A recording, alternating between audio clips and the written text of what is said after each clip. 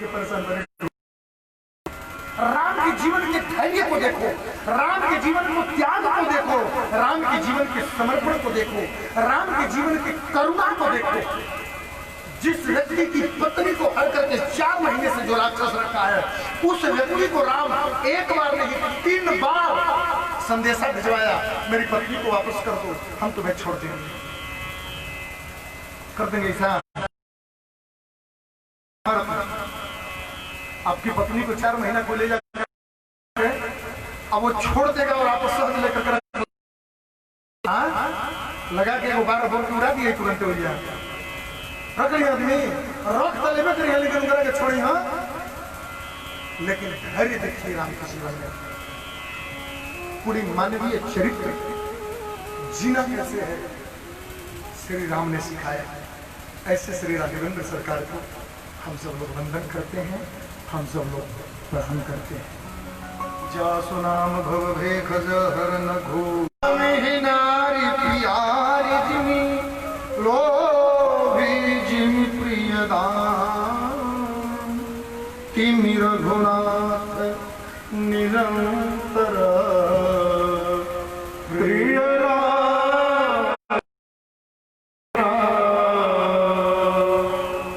कामी पुरुष को कामी स्त्री जैसे प्यारी लगती हो, लोभी को जैसे धन ही प्यारा लगता हो, उसी पर राम जी हम सबको प्यारे लगेंगे। यही हम सबकी कामना है। प्रेम से बोलिए राजा रामचंद्र की जय। सुखदेव जी बोले कि 8 बज गया है, राम कथा सुनाने में बड़ा देर होगी, इसलिए कृष्ण जन्म कर देता है। कबहू की अम्ब अवसर पाही मोरी भी सुध लीजू। कभी ऐसा मेरे जीवन में अवसर मिला इस गांव में राम कथा करने की, तो विधिवत राम कथा सुनाऊंगा। और ये प्रयास रहेगा कि जिस प्रकार भागवत सुना रहा हूं, इससे भी सुनाने का प्रयास करूंगा। यदि कभी ऐसा, ठाकुर जी का क्या भरोसा, कब बनाइए टेंशन संजो, यदि जरूर सुनाऊंगा। पूरी राम बिल्कुल असंभव है। प्रेम से बोलिए भगवत भगवान की जय। ब्रह्मा के पुत्र अत्रि हुए, अत्रि के पुत्र चंद्रमा, चंद्रमा के पुत्र सत्यायु, उसी वंश में आगे चलकर रथ विजय जय, उसी वंश में गांधी विश्वामित्र हुए, परशुराम हुए, नहुष यति ययाति आदि राक्षस हुए, उसी वंश में रंती देव हुए। चुप पड़ गया, पूरा अकाल पड़ गया दुनिया में। एक चांडाल आया उनके दरवाजे पर, राजा के घर में केवल एक गिलास पानी पीने जा रहे चांडाल कुत्ते को लेकर आया। साहब महाराज, उस जल को रंती देव ने चंडाल को दे दिया, और रंती देव के आंख के सामने उस चंडाल ने वो पूरा पानी कुत्ते को पिला दिया। पत्नी रोने लग गई, रंती देव के भी आंखों में आंसू आया, और भगवान से हाथ जोड़ करके रंती देव ने प्रार्थना किया कि न काम ये हम गतिमीश्वरा मष्टर्धयुक्ताम पुनर्भवं वा आर्तिं प्रपद्येऽखिल देहभाजा मन्तास्थितो येन भवन्ति दुःखा। ईश्वर नाम की कोई वस्तु है तो वो मेरी प्रार्थना सुन ले। इस दुनिया में मुझे स्वर्ग वैकुंठ नहीं चाहिए, मुझे संसार का सम्राट नहीं बनना है। यदि परमात्मा यदि मुझ पर कभी भी कृपा करे तो मुझ पर एक ही कृपा करे, मेरे अंतःकरण में ऐसी शक्ति दे कि संसार के हर प्राणी के कष्ट को मैं महसूस कर सकूं और मैं समझ सकूं। दुनिया के हर दुखिया का दुख मैं समझ सकूं, ऐसी गोविंद प्रार्थना करता हूं। ये बात कहना था कि आकाश से मूसलाधार बारिश चालू हो गया और पूरे राज्य में, पूरे देश में भिक्षुक समाप्त हो गया, पूरी दुनिया उर्वरा हो गई और सब कुछ यथास्थिति रहने लगी। उसी वंश में आगे चल करके एक राजा हुए देवमीद। देवमीद की 2 पत्नियां थी। एक पत्नी से एक पुत्र हुआ जिसका नाम था सूरसेन। एक पत्नी के 2 पुत्र हुए जिनका नाम था अर्जन्य और पर्जन्य। सूरसेन के भी एक ही बेटा हुए जिनका नाम था वसुदेव जी। अर्जन्य और पर्जन्य जो 2 भाई थे ना, उनके द्वारा दोनों भाइयों से 9 बेटा हुए जिनको गोकुल में 9 नंदन कहा जाता है। ध्यान से सुनिएगा, नंद, आनंद, घनानंद, सतानंद आदि 9 भाई थे। यद्यपि वसुदेव जी आनंद जी चचेरे ही भाई थे, कोई दूर के रिश्तेदार नहीं थे। वसुदेव जी कंस की ही राजधानी में रहते थे और नंद जी गोकुल रहते। कंस द्रुमिल नाम के राक्षस की दृष्टि पड़ने के कारण अपने मां से राक्षसी प्रवृत्ति से पैदा हुआ। बाद में चला कि तुम मथुरा के राजा हो, उग्रसेन के पुत्र हो। कंस उग्रसेन पर चढ़ाई किया और मथुरा का राज्य अपनी कस्टडी में ले लिया। अपने बाप उग्रसेन को कारागार में डाल दिया, अपने चाचा दैवत को भी कारागार में डाल दिया। कोई भी व्यक्ति विरोध में बात बोले कारागार में। चाचा की बिटिया थी, नाम था देवकी। एक दिन मन में कंस सोचने लगा, सारा दुनिया मुझे कहता है कि कंस बड़ा दुष्ट है, कंस बड़ा दुष्ट है, लेकिन मैं कितना अच्छा आदमी हूँ इसका प्रमाण अपनी बहन के शादी में दूंगा। इतना धूमधाम से अपनी बहन का शादी करूंगा ना कि दुनिया देखेगा कि वाह कंस क्या शादी किया है। किससे करूंगा? कंस की राजधानी में ही वसुदेव जी भी रहते थे। मन में आया वसुदेव जी मित्र हैं, क्यों नहीं इन्हीं से शादी करूंगा। अच्छा सुनिए, वसुदेव जी के पिताजी सूरसेन ही कंस को बचपन में पाले थे, जमुना जी से उठा करके, इसलिए कंस थोड़ा उनको पिताजी मानता था और वसुदेव से प्रेम भी करता था। अपने बहन का शादी वसुदेव जी से ही करने चला।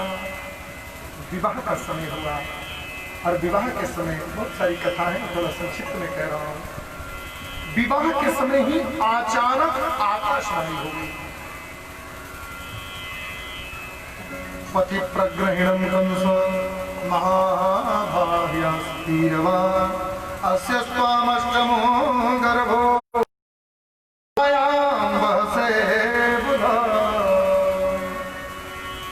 अरे जिस अपनी बहन को तू विदाई कर रहा है ना विवाह करके, इसी देवकी का 8वां गर्भ तेरा काल हो। दुष्ट व्यक्ति एक क्षण के लिए प्रेम दिखाए तो आप कभी ये मत सोचना कि उसने दुष्टता करना छोड़ दिया। दुष्ट व्यक्ति भी कभी कभी अपने मौके पर ना झुक जाया करते हैं।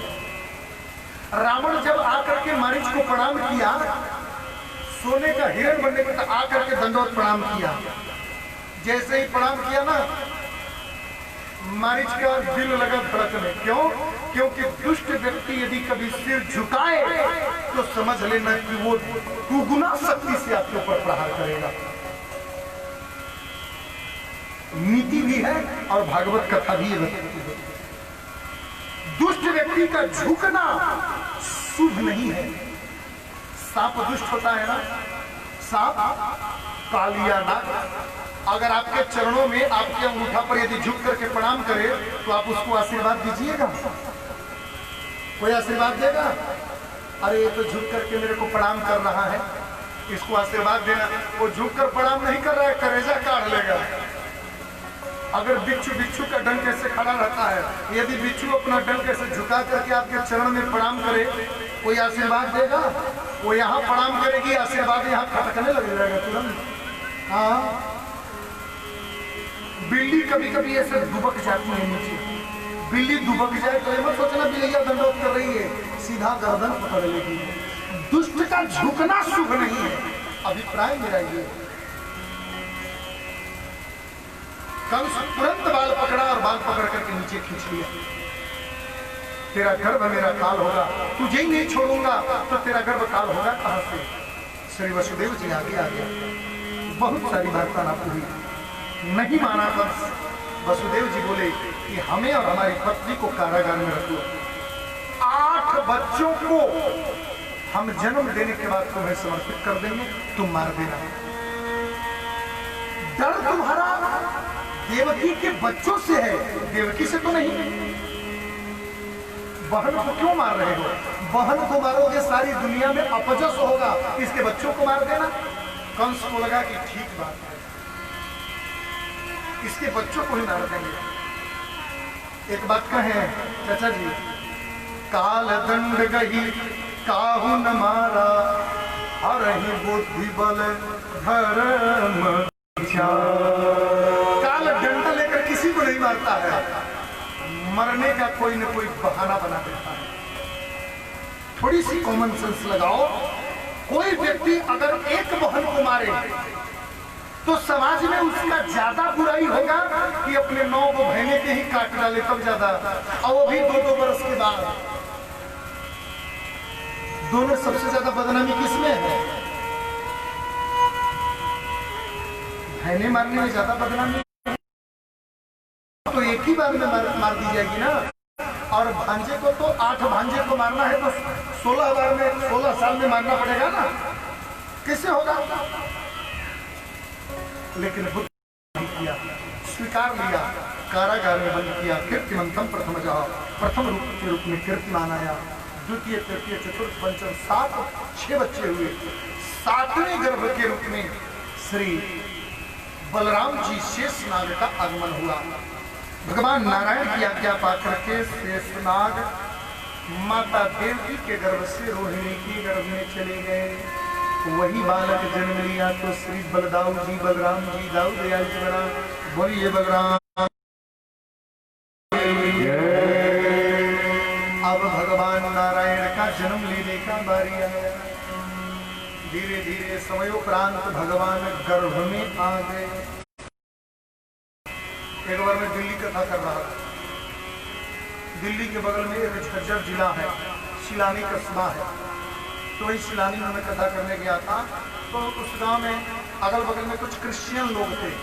लोग बोले वाओ माय गॉड, भगवान पेट में आते हैं? कैसे भगवान है कि पेट में आते हैं? मैंने क्यों भले आदमी, हमारे भगवान पेट में आते हैं, सूली हैं। बोला नहीं, लेकिन ये कैसे भगवान है कि पेट में आते हैं? मैंने कि जो भगवान पेट में ना आए वो भगवान भगवान ही कैसे?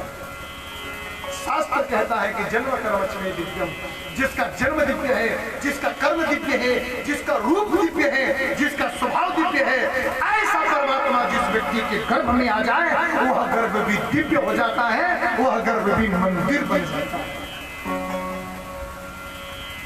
भगवान गर्भ में आते हैं हो, भागवत में लिखा है और रामचरितमानस में भी लिखा है कि जा दिन से प्रभु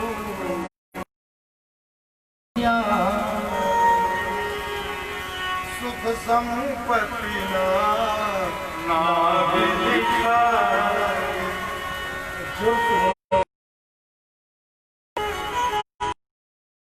जिस दिन से कौशल्या के गर्भ में भगवान आए, अवधपुरी में सुख संपत्ति छा गया। यही बात श्री वेदव्यास जी ने भागवत में लिखा है। भगवान गर्भ में आए, देवता लोग गर्भ में स्तुति करने के लिए चले आए और भगवान का गर्भ में स्तुति हुआ। सब लोग दोनों हाथ उठा करके मेरे साथ भगवान का 2 मिनट स्तुति करेंगे और भगवान से कहिएगा 8:30 होने वाला है, कब आओगे? जल्दी आओ ना। हाँ, समस्या है कि केला सेव सब यहीं पर पड़ा है, छोड़कर जा भी नहीं सकते। घर वाले पूछेंगे 1 दर्जन लेके गए कुछ मिलल हो? खाली हाथ दौड़ चले तो बिना ले गई भी ठीक नहीं थे। दोनों हाथ उठाकर सभी लोग स्वागतम कृष्ण स्वागत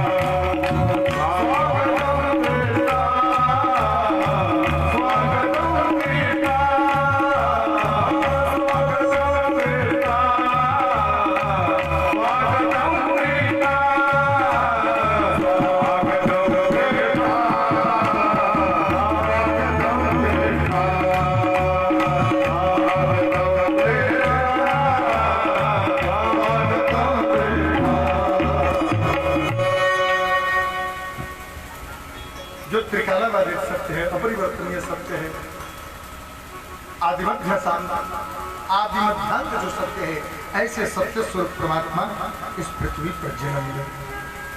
भादो का महीना, कृष्ण पक्ष, अष्टमी तिथि, मध्य रात्रि 12 बजे कंस के कारागार में भगवान का प्रादुर्भाव हुआ। बोलिए भक्तवत्सल, कैसे लग रहे हैं भगवान? बोले तमद्भुतम बालकम भुजे क्षणम चतुर्भुजम शंखगदायुधम श्रीवत्सलक्ष्मण गलशोभिकौस्तुभम् पीताम्बरं सान्द्रपयोधसौभगम्। अद्भुत बालक तमद्भुतम बालकम, लेकिन कैसा बालक? श्रीवत्स लक्ष्मण, लक्ष्मी का चिन्ह है, कौस्तुभ मणि है गले में,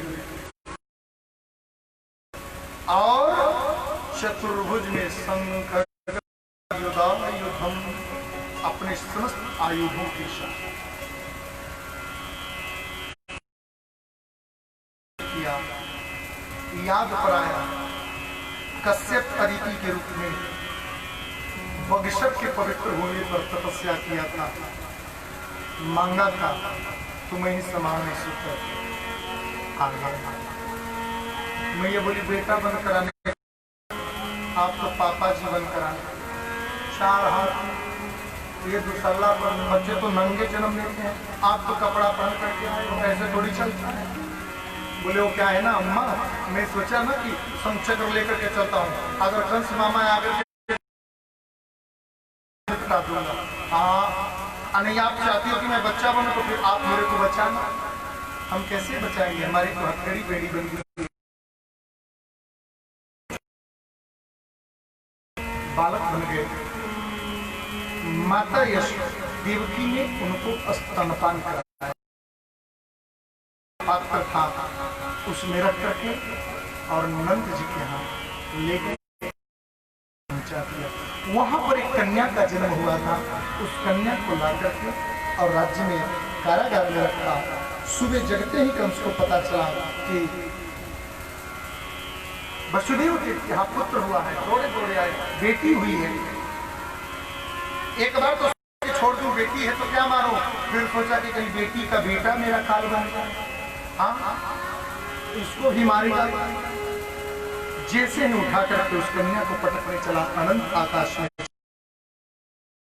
मारेगा। अपने कर्मों की गति के अनुसार तू मरेगा, बेमौत मरेगा, और तुझे मारने वाला इसी ब्रजमंडल में जन्म। ये देवता लोग बड़ी उटपटांग काम करते हैं। अब विवाह होकर के अच्छा खासा लोग जा रहे थे, क्या जरूरत था आकाशवाणी करने की कि इसका बेटा तुम्हारा काल पहले बता देते, विवाह ही नहीं होता। बनी बनाई खिचड़ी में खीर में नमक डालना काम देवताओं का है। 7वें दिन बाद बारिश नहीं हो सकता था, पहले गर्मी था, चिपचिपा हो गया पूरा शरीर, लेकिन देवता लोग बरसी देते हैं। कहा है कि पर्जन्य भगवान इंद्रो तथा पूजा में बारिश हो तो शुभ माना जाता है। हाँ, ज्यादा हो ना तो भरवा लेना चाहिए। प्रेम से बोलो जय श्री कृष्ण। अब क्या जरूरत था उनको बोलने की कि तुमको मारने वाला ब्रजमंडल में जन्म लिया, तू तो गई लू फंसा के चल गई नंद जी के, बेचारे मरो, दुष्ट आदमी जान छोड़ेगा, आइए नहीं फंस गया कि नहीं? अरे देवी किस गांव में हुआ ये नहीं बताऊंगी, सारा बात परक बता दी तो ढूंढ। वही माता अष्टभुजा के रूप में आकर के विंध्याचल में निवास करते हैं। बोलिए अष्टभुजा मैया की जय। ये बात रहा मथुरा का। अब चलिए हम लोग चलते हैं गोकुल। जरा हाथ उठाइए तो सब लोग चलेंगे। कोरोना खत्म हुई तो रिजर्वेशन करा दे, सब चल चले, लेकिन पैसा सब दे दे तो हम। श्री गोकुल के राजा नंद जी हैं। नंद जी 9 भाई हैं, मुख्य बड़े भाई नंद जी हैं। घर में सब नहीं है। एक दिन पंडित जी, गुरु जी, पुरोहित जी, अरे गुरु जी हमारे घर में भी कुछ संतान होगा, ऐसे ही संतान होगा, कुछ माल पानी खर्चा करो है ना, क्या करें? अरे 10-20 ब्राह्मणों को बैठाओ, कुछ खिलाओ पिलाओ, घर में कुछ पूजा पाठ करवाओ, 2-4-10 दिन पंडित जी लोग रहे, खाए पिए, फ्रेश होके निपटे, आशीर्वाद देंगे, खूब बढ़िया बढ़िया खिलाओ पिलाओ, हो जाएगा संतान। अरे महाराज आज ही भोजन भात हुआ, परिणाम मैया जसोदा को संतान होने को हुआ। अच्छा मैं एक दिन निवेदन किया था, संतान तो सबसे ज्यादा खुश कौन होता है बताइए? बताए थे ना पहले देंगे, अब सोचा तभी जाके हम कहे के बताएं भाई, ये बताइए हम, यही चक्कर में कोई नहीं के बताओ। सबसे ज्यादा खुश ननद लोग हो लिया, ननद पता बता है, कानवाली मिली, नतनी मिली, अचला के भौजाई रही सब तो पहले ही से सब निकाल के भर देवेली सब, खाली एकदम पातर नथिया पहले रही हसन, उहे निकाल के दे दिया लो आके 6 महीना ले बर्तन मजले बालू, आसमान समझता नहीं कि 1200 रुपये को बाइये रख ले रही है। ननद लोगों का होता ही उतना है, उससे ज्यादा कुछ देने लायक नहीं। नंद जी की 2 बहनें नंदा और सुनंदा 8 महीना पहले आके 100 ग्राम काम कर जा, 1.5 सेर खा जा। हाँ भाई देखो तो यही है कि जब 1-1.5 महीना बचे तो आओ, उस समय जरूरी रहता है काम धाम करना, वजह 8 महीना पहले क्या जरूरत बा, खुद घर के आटा गील करे के चक्कर में आके बैठ गए जा। लेकिन ननद भी लोग होती हैं, यही तो मौका मिलता है जाने का मैत्री। रोज ननद लोग भगवान से प्रार्थना करती है, भगवान एक बेटा दीजिए, एक बेटा दीजिए। आज सुबह के समय नित्य के प्रति नंद जी की दोनों बहनें जगी, कोई झाड़ू कोई पोछा वगैरह काम कर रही थी। मैया जसोदा आज जगी नहीं। नंदा बोली, अरे ओ सुनंदा सुन रही है? हाँ बहन बोल। अरे आज भाभी जगी नहीं अभी तक, चल देखते हैं। दौड़ी दौड़ी दोनों बहनें गई, जा करके देखी तो बगल में एक छोटा सा, बोलिए अरे देख तो ले कि हुआ क्या है, बेटा है कि बेटी है? अच्छा हाँ, 11 बार भगवान नारायण का नाम लिया, हे भगवान एक बार बेटा दे दो, 36 बेटी दे देना, पहली बार बेटा दे दो। क्यों? क्योंकि जब तक बेटा नहीं होगा 9 लाख का हार मिलने वाला। बेटा इसलिए नहीं कि इनको सुख मिलेगा, बेटा इसलिए कि हमको 9 लाख का हार मिलेगा। ये ननद होती है, बड़ी अच्छी होती है। भगवान नारायण का ध्यान करके जैसे ही झीनी चदरिया हटाई, बोलिए नंद के लाल की जय, बालकृष्ण लाल की जय, कृष्ण कन्हैया लाल की जय। है गए। खूब धूम मचाते हुए दोनों बहनें दौड़े दौड़े गई और दौड़ करके जाकर के नंद बाबा से बोली, बाबा बधाई हो, बधाई हो। अब यहाँ नंद जी ये थोड़ी है, नंद जी आप लोग हो ना, आपके घर में जन्म हुआ है लाला का, तो बधाई तो आप लोग को देना है, बधाई आप लोग को बोलना है ना। और सभी माताएं जसोदा जैसी ही तो लग रही हैं यहाँ पर, 1-2 केवल लग रही है नंदा सुनंदा की तरफ, बाकी तो सब जसोदा ही लग रही है। और पीछे सब घनानंद परमानंद लग रहे हैं, बाकी आगे तो बिल्कुल नंद जी की तरह लगी रहे आप। अब आप थोड़ा कम नंद जी लग रहे हैं, लेकिन मैया तो बिल्कुल जसोदा की तरह लग रही है। मैं एक बार बोलूं बधाई हो, तो आप लोग पीछे से 2 बार बोलना बधाई हो, बधाई हो, बधाई हो। नंद जी बोले कि काहे बात की बधाई हो? बोले क्या दोगे? बोले बाबा आपके घर में प्यारा सा नन्हा सा दुलारा सा बिल्कुल कोमल बहुत खूबसूरत आपकी श्रीमती जी मेरी प्यारी भाभी श्री जसोदा के गर्भ से प्यारा सा बालक हुआ है। पुत्र होने की आपको बहुत बहुत बधाई हो। नंद बाबा बोले हम भी क्या दे रहे हो? देंगे। पहले अब यहाँ आंगन में भीड़ जुटने लगा और वहां पर नंद जी गए जमुना नहाने। 51 डुबकी। बाहर निकले है, पियर धोती, पियर कुर्ता, पियर दुपट्टा, पियर पगड़ी, आंख में काजल, मूंछ पर इत्र, सेंट,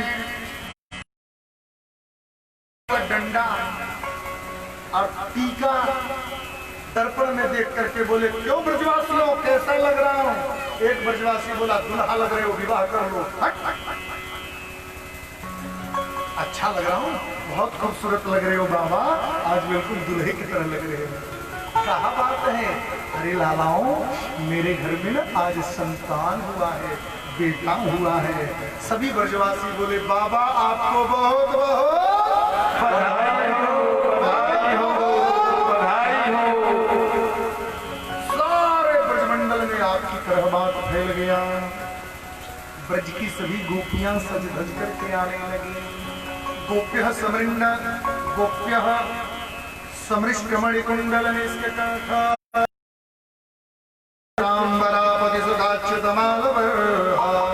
नंदालयं शवलया ब्रजरार्विरेजु व्यालोल कुंडल। सारी गोपियां कान में कुंडल खूब बेड़ियां गुज करके, खूब काजल श्रृंगार करके और खूब प्रेम तादाद में गोपियां आकर के घर में बैठी।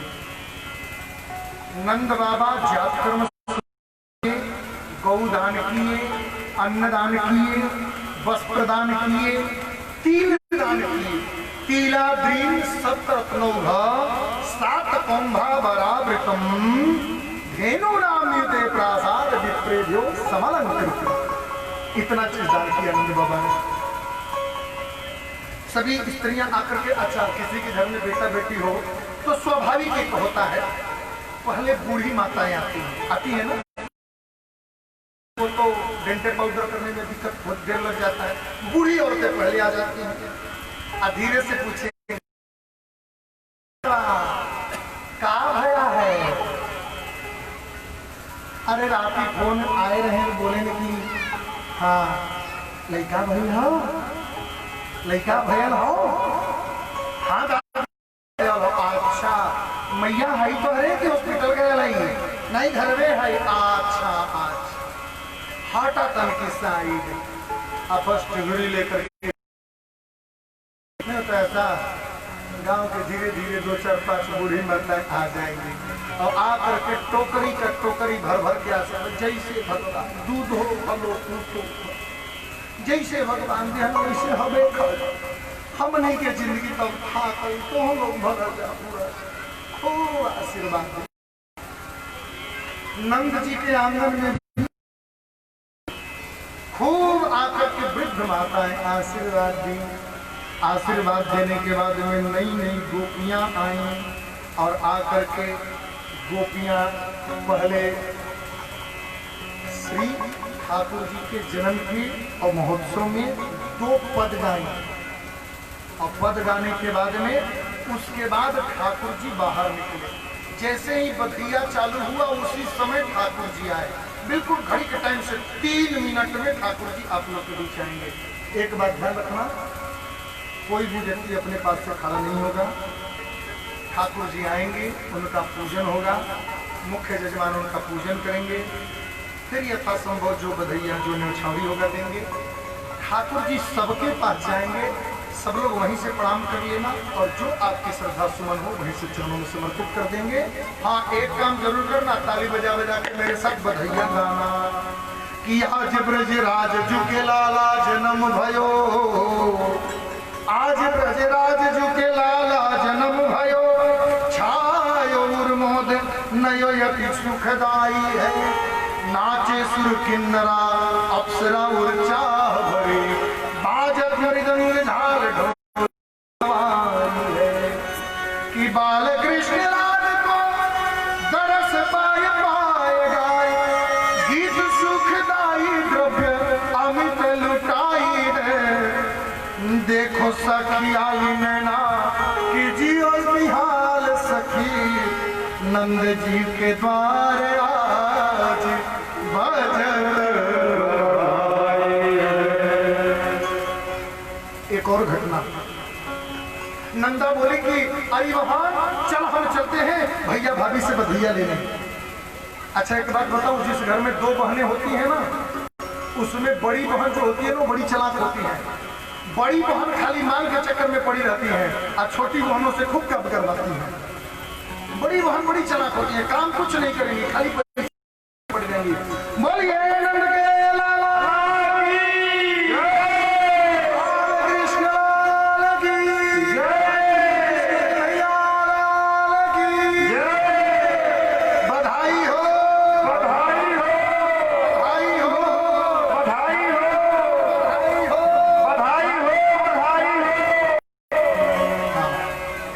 ठाकुर जी का पूजन होगा।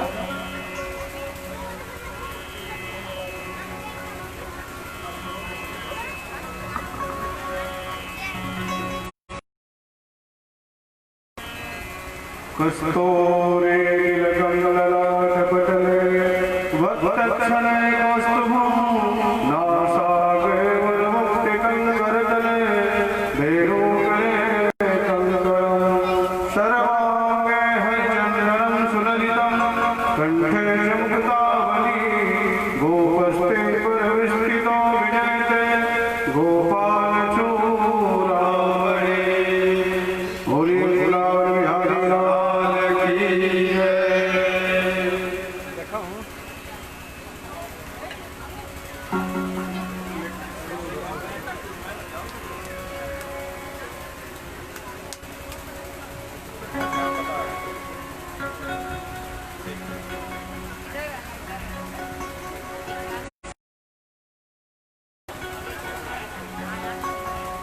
बोलिए नंद के लाला की।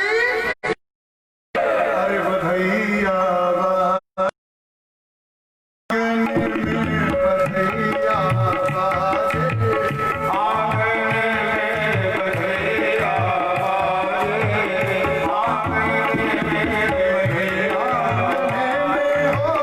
आंगन में, आंगन में हो, आंगन में बधैया बाजे, आंगन में बधैया बाजे, आंगन में। उसी समय एक बूढ़ी माता आ गई, आकर के बोली अरे पहले बधैया नहीं गाया जाता है, पहले सोहर गाया जाता है। तब जाकर के युवती स्त्रियां सोहर गाने लगी। नाम बैठेली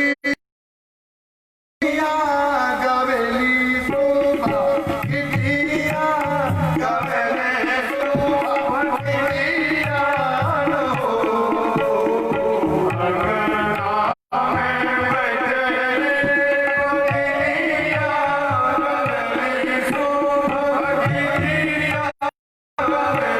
Thank you.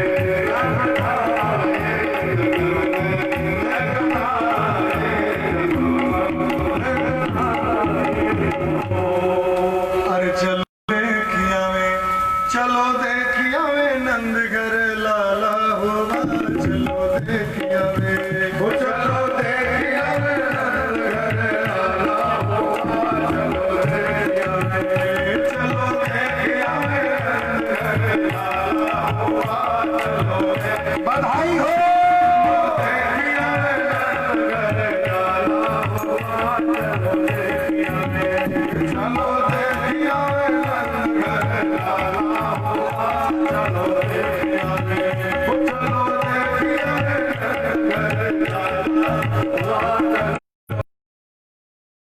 चलो